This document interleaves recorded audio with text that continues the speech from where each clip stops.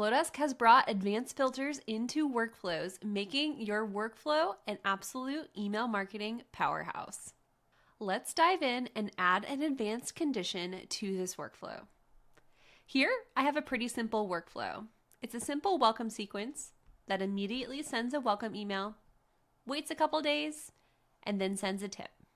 But let's say I want to send another email with a discount to any subscribers that have a great engagement history with me. I can do this with an advanced filter.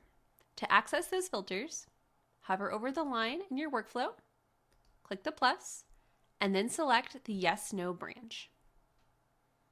I'm going to go ahead and move one of the steps. And here on the right, I'll be able to choose the criteria for my yes/no branch. We have open a workflow email and click on a workflow email just like we did before. But now we have this additional option to meet certain filter conditions. Go ahead and select that. Once you select that option, you'll see a new button for Add Filters. Click on that and a pop-up will appear. If you've used the advanced filters in our audience tab, this will look very familiar to you. Here, you can create your filter for your workflow. Here at the top, you can choose if it matches any or all conditions. And here, I can add the conditions I want it to look for. Like I mentioned earlier, I want to send this email only to the people who have had great engagement with my emails in the past. So I want to go ahead and click Add Filter. And for this example, I'm going to use open rate. Click open rate. And anybody who has an open rate higher than 80%, I want to pass to the yes branch. I can also use criteria like click rate to determine engagement. If I want to do either open rate or click rate, I can change this to any, add the filter, choose click rate, and say my click rate is higher than 50%.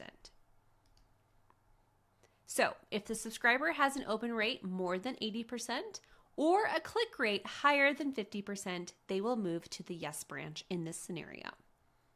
Click Save. There we go. So if they meet this criteria, they will fall to the yes branch, and I want to send them that additional email. Click the plus sign, email. I'm going to duplicate an existing email that I already have.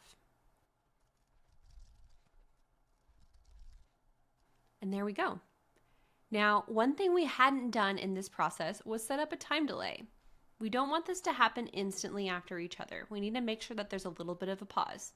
So I'm going to come up here between these two pieces of the workflow, click the plus sign, and add a time delay. There we go. We have now added an advanced filter to our workflow. If I want to take this to the next level, I can also use this type of filtering to organize my audience.